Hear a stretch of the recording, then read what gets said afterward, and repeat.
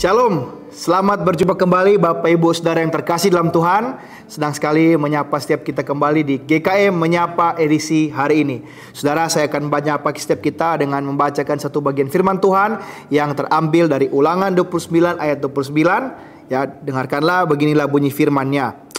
Hal-hal yang tersembunyi ialah bagi Tuhan Allah kita, tetapi hal-hal yang dinyatakan ialah bagi kita dan bagi anak-anak kita sampai selama-lamanya, supaya kita melakukan segala perkataan hukum Taurat ini. Saudara terkasih dalam Tuhan, dalam sebuah pertandingan sepak bola, kita tahu bersama bahwa olahraga ini bukan hanya sekadar atau sesimpel memasukkan bola atau menendangkan bola ke dalam gawang lawan. Ya, ada beberapa peraturan yang telah ditetapkan untuk memastikan jalannya sebuah pertandingan dengan baik. Ya, tentunya dalam penilaian yang objektif dan sikap yang sportif. Namun saudara yang terkasih dalam Tuhan, di samping peraturannya yang banyak, untuk bisa bermain atau bertanding dalam olahraga ini, kita tidak sampai harus tahu atau mengerti seluk-beluk kenapa aturan itu ada, ataupun mempertanyakan kenapa setiap aturan permainan yang sudah ada itu menjadi seperti itu. Ya, misalnya kita tidak perlu bertanya mengapa sepak bola harus menggunakan bola kaki dan tidak boleh bola voli.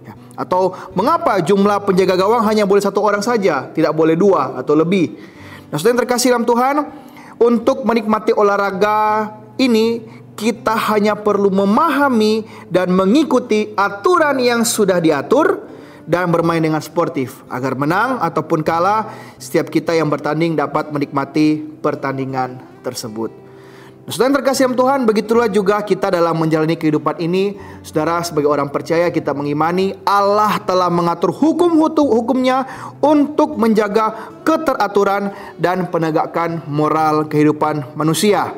Ya, selain itu, di dalam kebenaran firman-Nya itu, dalam hukumnya yaitu Alkitab, firman yang tertulis ini juga, ia bukannya sekedar memberikan perintah atau hukum, melainkan juga ada cerita, ya, ada puisi dan janji-janjinya untuk diketahui setiap manusia yang membacanya. Dan terlebih lagi, setiap perkataan yang tertulis dalam firman Tuhan itu adalah benar-benar dan sepenuhnya dapat dipercaya, sebab itu adalah kata-kata dari mulut Allah sendiri, ya. Seperti tertulis dalam 2 Timotius 3:16, diwahyukan melalui Roh Kudus atas para penulis manusia yang dipilihnya untuk mencatatnya, baik di perjanjian lama seperti para nabi maupun para rasul di perjanjian baru. Saudara yang terkasih, hanya saja harus diakui bahwa tidak semua yang ada di Alkitab, yang ada di dunia ini dapat dijelaskan secara lengkap dan detail di dalam Alkitab. Misalnya saja, saudara, ya, kita tidak akan mengetahui bagaimana cetakan biru membuat pesawat, ya, rumus matematika kecepatan sebuah mobil, atau grafik naik turunnya saham terkini itu dengan kita membaca Alkitab.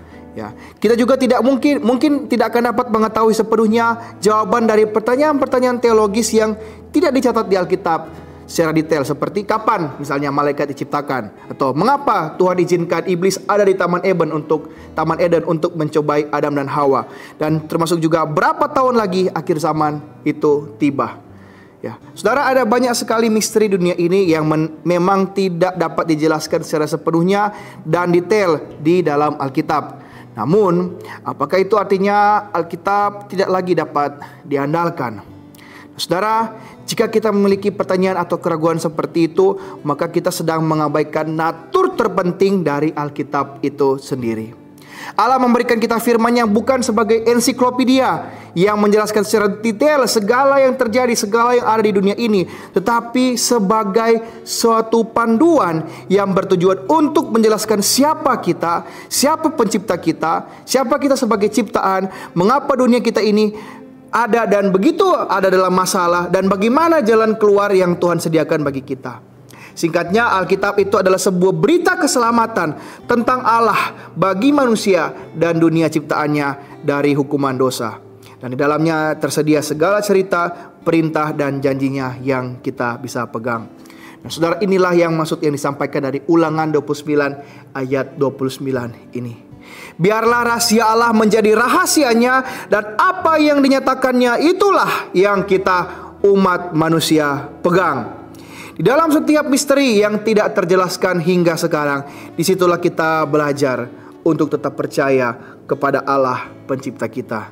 yang rancangannya tidak memang sepenuhnya terselami, namun selalu merancangkan kebaikan setiap kita. Nah, saudara, ada juga teolog yang berkata justru misteri ilahi yang tidak dapat dipahami pikiran manusiawi kita, inilah yang membuat Allah itu tetaplah Allah, ya, yang layak untuk disembah dan diagungkan sebagai pribadi yang paling besar melampaui semua yang ada di alam semesta ciptaannya ini. Sehingga wajar jika kita tidak dapat memahami sepenuhnya isi pikiran dan maksud Tuhan. Karena itu saudara yang terkasih dalam Tuhan, daripada kita menghabiskan hidup kita untuk mengkritisi Alkitab, lebih baik adalah untuk kita menghidupinya dengan taat. Ya, menelaah Alkitab, membaca secara kritis itu tidak salah. Tetapi kalau sampai itu membuat kita mengabaikan untuk menjadi pelaku firman, maka kita sedang menggunakan Alkitab secara keliru.